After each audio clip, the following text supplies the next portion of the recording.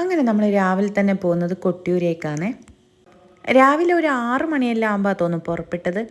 അങ്ങനെ കുറച്ച് കഴിഞ്ഞപ്പോൾ മോൻ നല്ല ഉറക്കായി. കാരണം 4 മണിക്ക് എണീച്ചനല്ലോ, അപ്പോൾ അതിൻ്റെ ഉറക്കക്ഷീണം മോൻ ഉണ്ടേനും. പറയാനൊന്നും ഉറങ്ങിയിട്ടൊന്നുമില്ല, ഒരു 5 മിനിറ്റ്, അതിൽ കൂടുതൽ ആശാൻ ഉറങ്ങിയിട്ടൊന്നുമില്ല.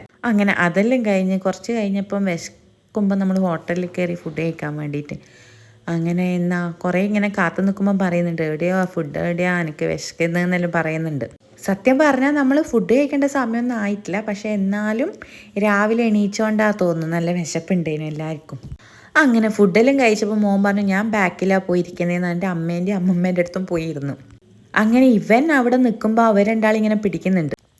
അപ്പോഴത്തേക്കാണെങ്കിൽ ഇവന് ഭയങ്കര ദേഷ്യം, എന്നെ പിടിക്കേണ്ട, ഞാൻ നിൽക്കും, അങ്ങനെയാ ഇങ്ങനെയാന്നെല്ലാം പറയുന്നുണ്ട്. അപ്പോൾ ഇവർക്ക് രണ്ടാക്കും പിടിക്കുമ്പോൾ ഇവനിങ്ങനെ എന്നോട് പറയുന്നത്, അമ്മേ ഇവർ പിടിക്കുന്നു, ഇവർ പറഞ്ഞിട്ട് കേൾക്കുന്നില്ല ആന്നെല്ലാന്ന് ഈ പറയുന്നത്. അങ്ങനെ അമ്മ ഇവനെ ദേഷ്യം പിടിപ്പിക്കാൻ കളിക്കുന്നു, ഇവൻ അമ്മേനെ ദേഷ്യം പിടിപ്പിക്കാൻ കളിക്കുന്നു. അതാണ് സത്യത്തിൽ കാറിൽ നടന്നത്. അങ്ങനെ ഇവനാണെങ്കിൽ ഇങ്ങനെ പിടിക്കുമ്പോൾ ദേഷ്യമെല്ലാം പിടിക്കുന്നതെല്ലാം ഉണ്ട്.